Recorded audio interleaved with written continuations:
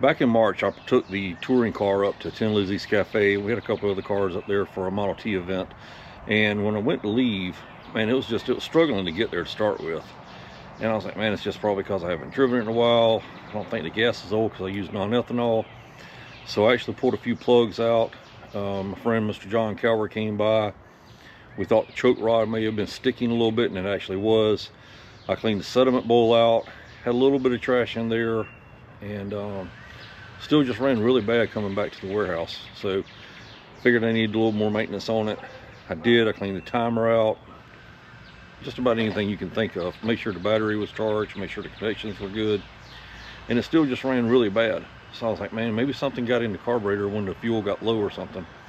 So I went to change the carburetor to a known good carburetor, and when I did, put the choke rod back on, even though Mr. John said just leave it off. I put it back on, and as soon as I pulled it to hand choke it, snap, and I didn't hear it hit the floor or hit the ground. So I was like, man, I think this thing bounced back into the carburetor. Pulled it back off, sure enough, shook it, and sure enough, it was in there. So I got frustrated with it and left for that day.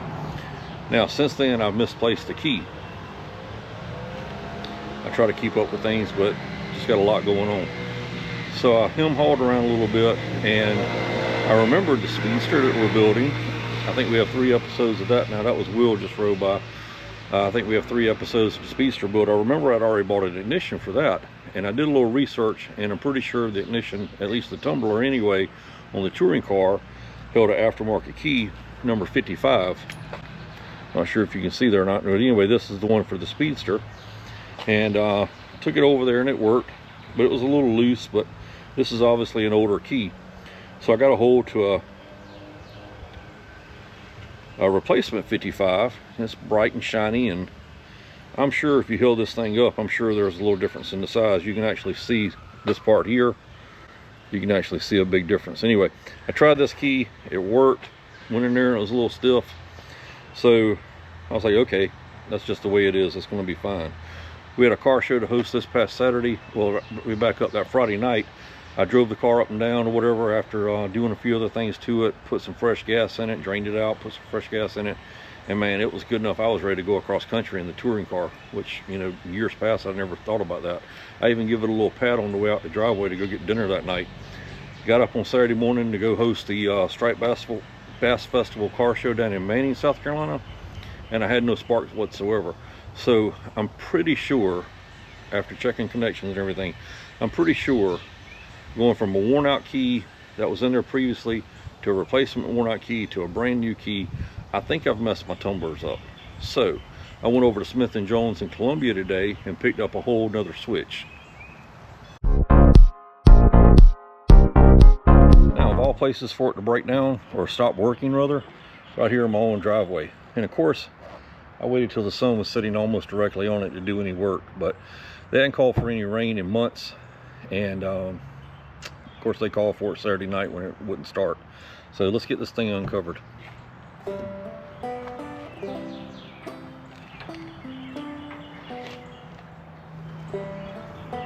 It's always good to have a tarp around. You never know when you might need to cover it, lay under it, on it. I feel like I'm unveiling a new build.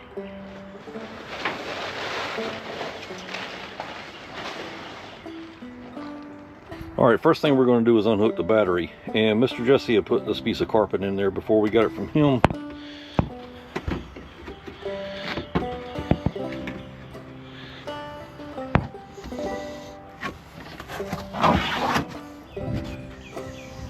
And this piece of board here is usually in pretty snug.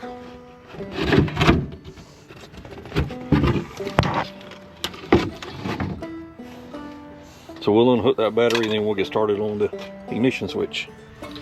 All right, we're back in the front now. And let me go ahead and point out and just admit to it, these are not the right screws to be in there. They're Phillip head. I really don't give a flip right now.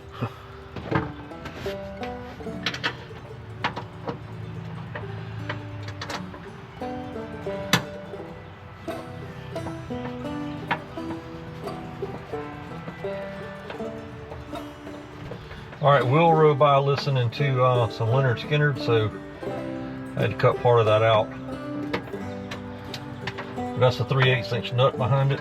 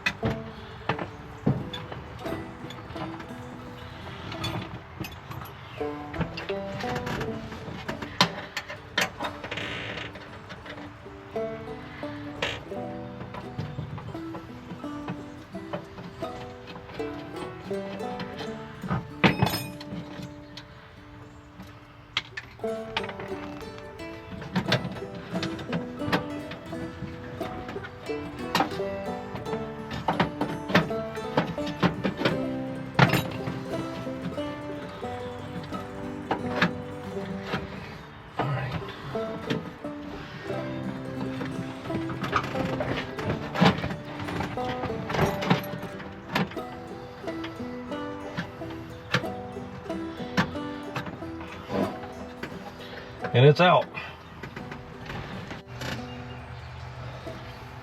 So I mentioned that I went and picked up another one today.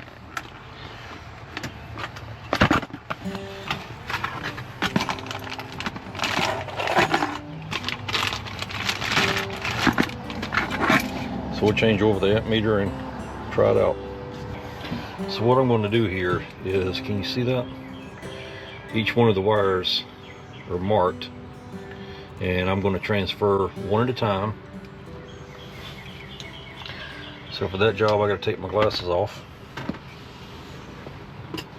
And we're going to start with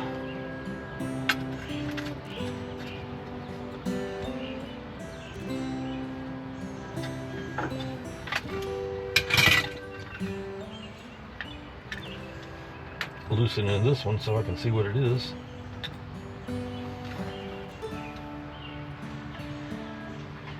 Start with the bright.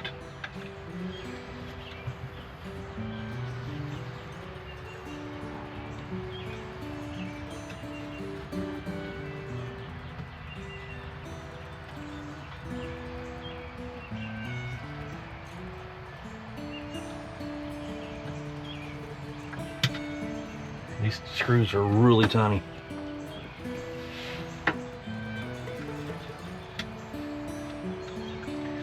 So if you drop one, good luck. Might be a good time to put the tarp under the Model T. So that was the bright. Let's find the bright on here. It's right there.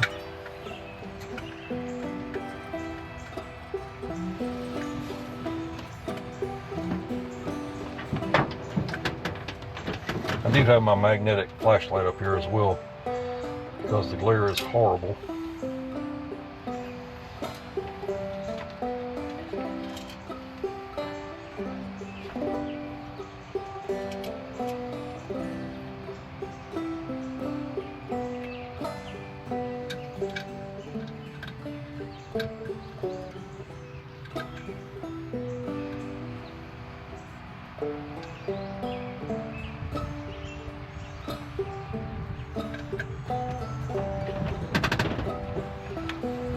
So I'm going to leave this loose in case I need to reorganize any of them the way they are, because there's not a whole lot of excess in here to get to.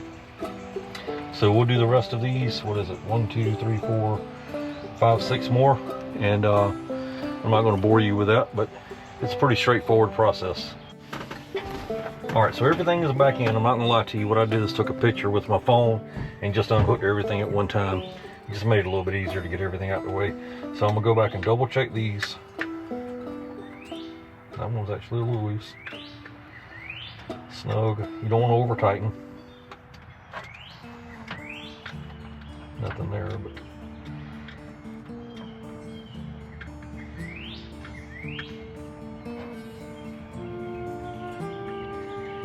So, okay, so one thing I'm gonna have to work on later is the little screws that go into the back of the amp meter are the wrong size. So, I actually had some pop out a little while ago. So, I had one of them pop out.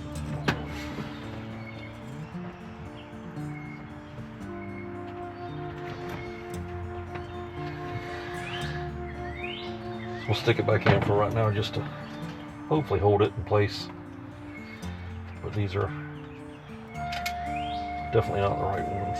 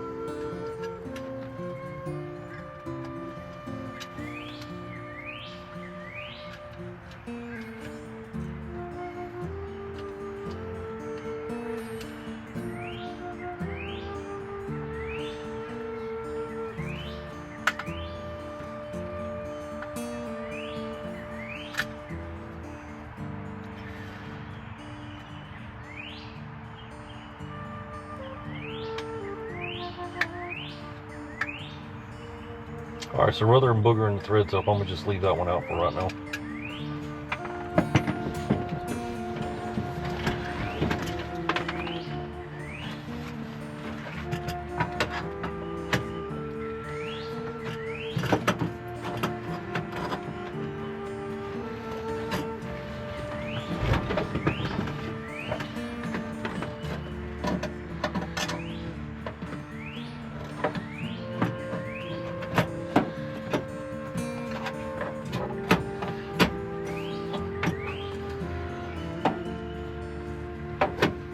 Flashlight was actually holding it from going into position. Again, we'll worry about changing these Phillip heads out one day. I know there's a couple of Model T guys that jumped all over me about it, but I'm like, you know what? At least it's out on the road. Or it was. Hopefully it'll be on the road here in a few minutes.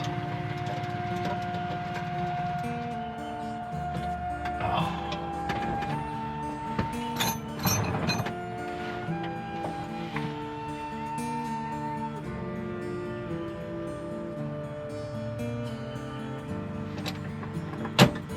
I'm not that big of a guy, but it is hard getting up under here.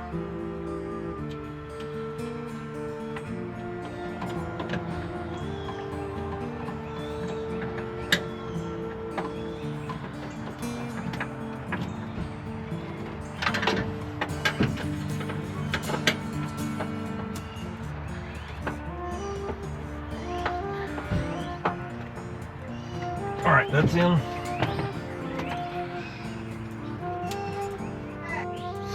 Alright, battery's back in tight.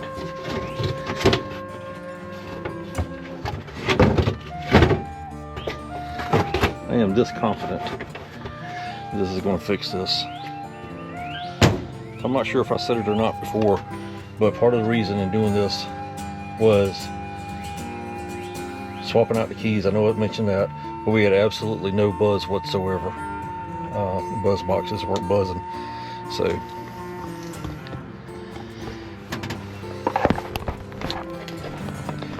let me set you back up there. Move all these screws around. Honest to God, I have not tried this. Let's see if the lights work.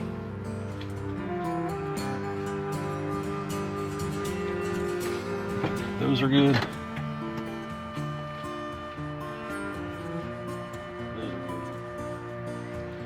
Those are good. If it catches on fire, we're right here in the front yard. They'll be able to find us pretty easy. And the fire department's been over here a few times before. Ask Jennifer.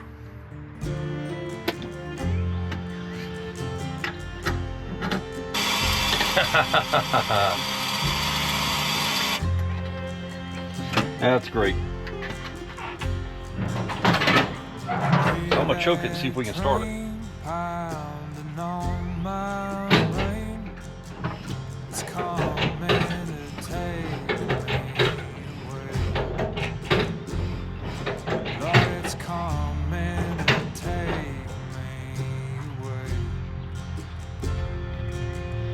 That's great, man, that's great.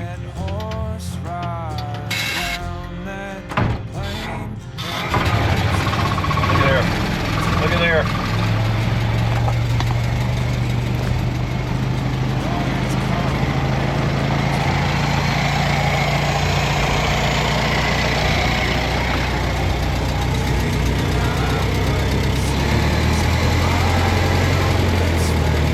All right, let's switch it to magneto. Perfect, perfect.